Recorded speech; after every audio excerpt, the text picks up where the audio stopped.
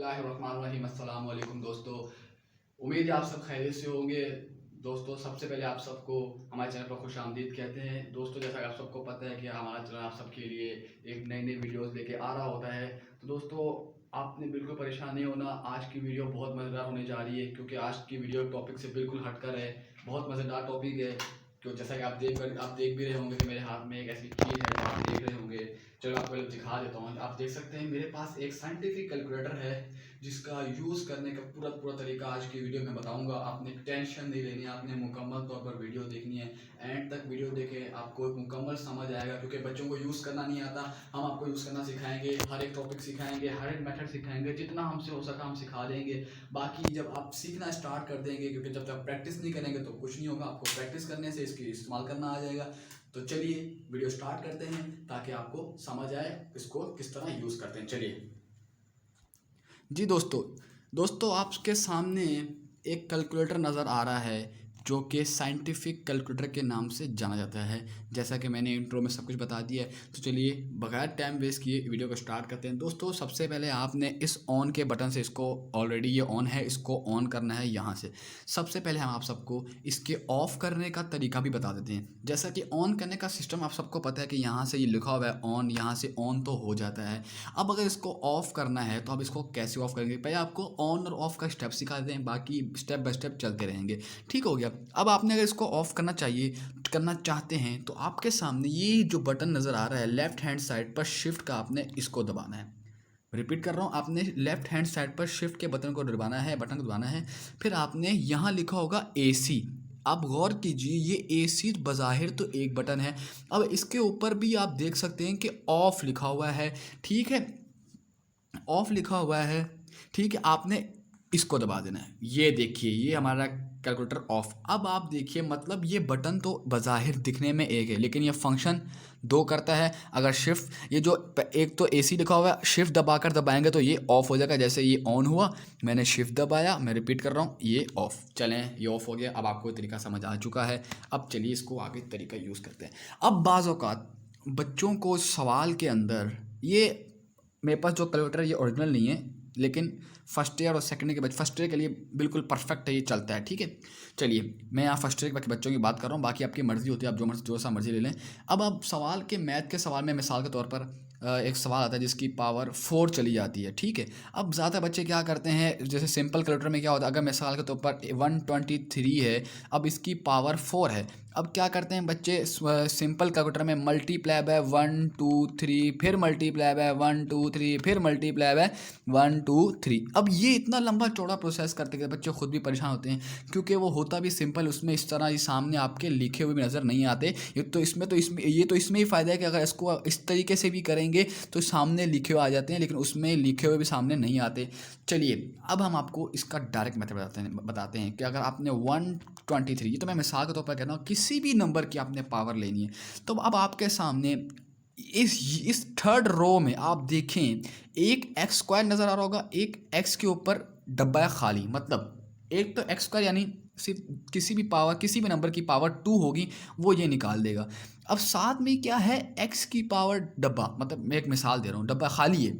अब इसमें क्या है, अब ये है कि आप यहाँ जौन सी मर्जी पावर पुट करना चाहें कर सकते हैं। चलिए मैंने कहा था कि मैं 120 की पावर 4 निकाल रहा हूँ, मैं वो निकाल लेता हूँ। ये मैंने इसको दबा देना, ये देखें अब ऊपर खाली हो गया। अब यहाँ पुट करें जो वैल्यू आपको चाहिए, मैंने 4 चाहिए, मैंने 4 दबा दिया। देखा, अब आपका सवाल जैसा आपकी कॉपी में लिखा होगा ऐसा ही उतर के यहाँ पे आ जाएगा जब आप पावर निकाल रहे होंगे। अब आपने इक्वल टू साइन करना है, आपके सामने नंबर आ जाएगा। ठीक है, अब आपकी मर्ज़ी है, आप यहाँ से जो सा पावर निकालना चाहें आप निकाल सकते हैं। ये बटन, ये यहाँ से अगर 5 की चाहिए और 55 की चाहिए तो आप यहाँ से दबा के 55 की पावर 5 निकाल लें, ये आपका आंसर आ जाएगा। सिंपल दोस्तों, पावर निकालने का तरीका आपको बता दिया है। अब जैसा कि आप सबको पता है कि अगर फिजिक्स के न्यूमेरिकल में मिसाल ले लेता हूँ, ऊपर दो वैल्यूज़ आपस में मल्टीप्लाई होती हैं और नीचे आके वो डिवाइड हो रही थी ऐसे नंबर से, तो अगर सिंपल कैलकुलेटर की बात की जाए तो वो अकेला अकेला करके उसको निकालना पड़ता है। अब डायरेक्ट मेथड क्या है, हम आपको सिखाएंगे इस कैलकुलेटर के अंदर वो कौन सा बटन है, क्या चीज़ है, उसको कैसे यूज़ किया जाता है। चलिए आपके सामने ये शिफ्ट बटन दिख रहा है, नीचे एक बटन होगा CALC, उसके नीचे एक बटन होगा ये आपने इसको दबा देना है। अब आपके सामने देख सकते हैं कि 2 फ्रैक्शन फॉर्म आ रही हैं, ठीक है। आपने क्या करना है, अच्छा तरीका तो यही होता है कि आप इसको ब्रैकेट की फॉर्म में लेके चलें।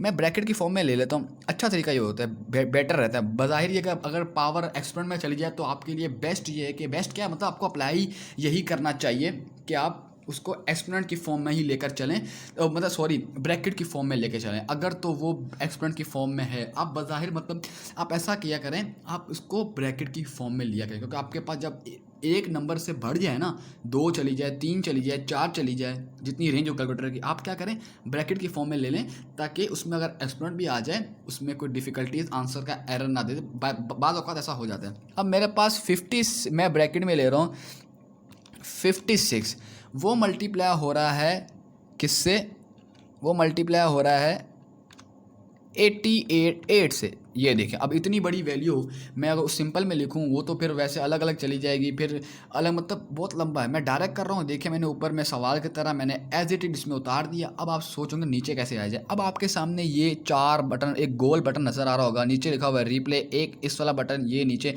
इससे साइन आगे इस तरफ जाता है, मतलब right left up and down. आपने क्या करना है, आपने ये वाला बटन दबाना है, ये देखें ये इस तरह दबाने से वो नीचे आ जाएगा, इस वाले बटन को दबाने से वो नीचे आ जाएगा। अब ऊपर जाना है तो आप ऊपर चले जाएं, अगर नीचे आना है तो वो डायरेक्ट, अगर इसको भी दबा देंगे वो डायरेक्ट नीचे भी आ जाएगा। अब इससे भी कर सकते हैं, इससे भी आपकी अपनी मर्जी होती है।